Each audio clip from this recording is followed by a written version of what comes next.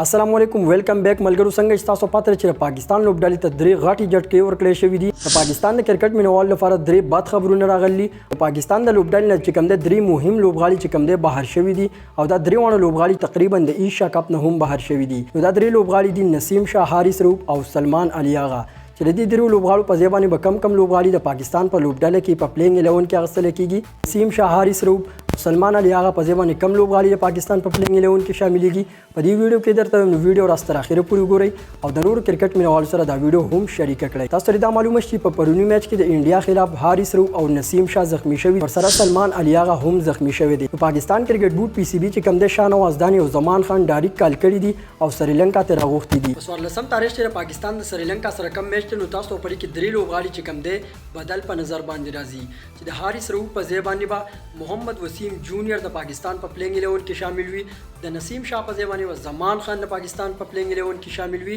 دین علاوه د سلمان علي آغا په ځای باندې سعود شکیل د پاکستان په پلینګ 11 کې شامل وي د پاکستان کرکټ ټیم خوش قسمتي لري پاکستان سره ماشاءالله په بیک اپ کې ډیر ښه بالران شته احسان الله هم د خواغه هم لږ زخمی دی کنه هغه په سکواډ کې شامل شوی او احسان الله چې کوم دی هغه هم لږ انجری دی نو زمان خان محمد وسیم جونیئر شاهین افریدی او فهیم اشرف بیا هم د پاکستان سره سلور فاست بولران پورا شو محمد وسیم جونیئر چې تعلق یې د وزیرستان سره دی یو زبردست فاست بولر دی محمد وسیم جونیئر چې کوم دی زبردست بالینګ کوي یارکر بالونه داسې بونسر بالونه کولای شي او بل دا چې محمد وسیم چې کوم دی بالینګ سپیډ هم ډیر خره چې دی وسل سلور سپیډ پوری بالینګ کولای شي او زمان خان هو یو هات بالر دی زبردست بالر دی چې ان شاء الله امید ده چې د سریلانکا سره چې کوم میچ نو زمان خان به پکې زبردست بالینګ تر سره کوي نسیم شاه او حارث روپ په ځای باندې زمان خان محمد وسیم جونیئر د پاکستان پلینګ 11 کې شاملېږي بیا هم د پاکستان پاس بولینګ اٹیک دومره کمزور نه شو لکه راق مخکې په شانتي بنوي لکه بیا هم ډیر لکه کمزور نه دی چې بیا هم د پاکستان سره سلور بهترین پاس بولران پورا شو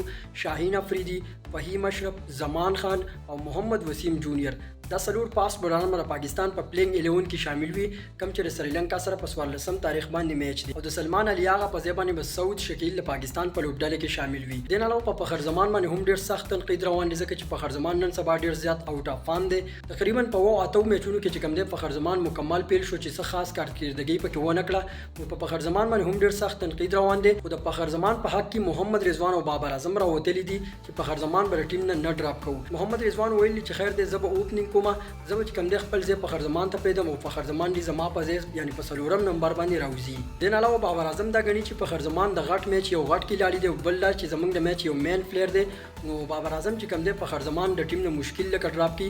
نو د پاکستان به چې کم دی نور همدغه لوبغاړي او دا درې تبدیلیانې و تاسو په نظر باندې راځي د سلمان علي آغا په ځای باندې سعود شکیل د نسیم شاه په ځای باندې زمان خان او د حارث روپ په ځای باندې محمد وسیم جونیئر به پاکستان په پلینګ 11 کې شامل وي